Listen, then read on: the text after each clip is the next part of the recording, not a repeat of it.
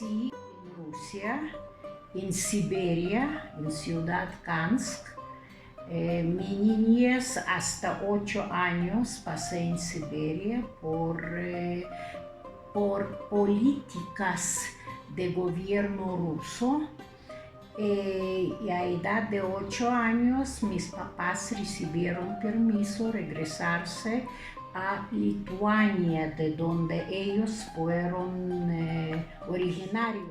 Antes de venir a México, ¿qué pensabas de este país? ¿Qué te decían? ¿Qué conocías? ¿O qué creías que ibas a ver de México? ¿O pensabas de México simplemente? La verdad, sabía muy poco de México como país. Conocía su geografía, conocía dónde está en la mapa, pero muy poco, conocía muy poco. Y cuando fue decisión por trabajo de mi esposo mudarse a México, es como anécdota, pero mi hermano mayor me dijo: ¿qué haces? ¿A dónde vas? Al país donde gente andan en burro. Claro. Dije, no puede ser, cualquier país tiene cultura y tiene desarrollo, pero la verdad, muy poco. Y ahora, cuando llegaste a México, ¿qué cambió qué pensabas del país? ¿Qué cambió? ¿Qué pensaste en tu opinión de México? ¿Qué fue diferente a lo que pensabas que era?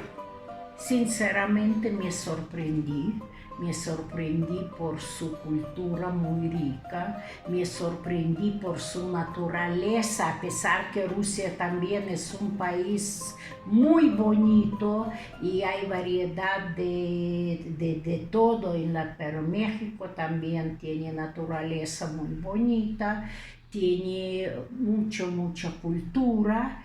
Y también el pueblo de México es muy lindo, muy simpático, amable y recibe con manos abiertas. Así que y no sabía ni una palabra en español. Entonces, pero no siento que fue personalmente para mí muy difícil de adaptarse gracias a todos estos cosas. ¿No? Ok.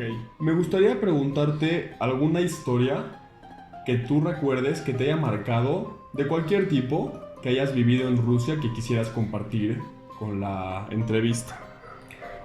Como en invierno mi papá se levantaba el primero como a las 5 de la mañana para prender una chimenea, y no chimenea ni eléctrica ni de gas, que tenía que traer leña, prenderla, y cuando ya un poquito empezaba a hacerse alrededor de chimenea calor, nos corrimos cada uno con su ropa, tratar de vestirse allá por frío. Uf. Sí, esta es típica tetera rusa que hace muchos años se tomaba té de aquí. Esta ya está más sofisticada porque ya está con electricidad. Ok. Sí, pero las verdaderas teteras de Rusia vieja tenían más tipo chimenea, más largo esta parte, y adentro se ponía el carbón. Ok. Se calentaba con carbón y aquí se calentaba té.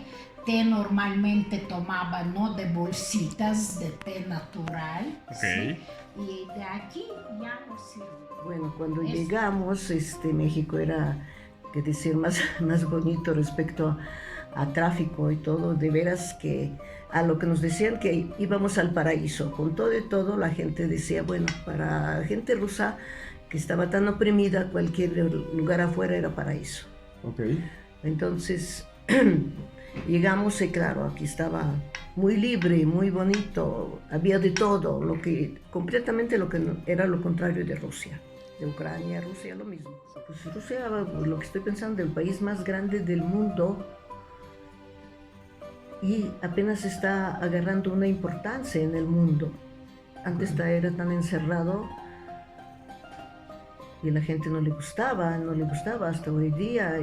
Estoy viendo que todo el mundo va a París, a todos los lugares y como ir a Rusia es al último. Claro. Al último, porque quedó esa sombra de Stalin terrible, este régimen terrible. Pero yo como joven vivía bien, no lo sentía, ¿cómo decir?, en el ambiente que teníamos. Yo estaba contenta, yo estaba contenta.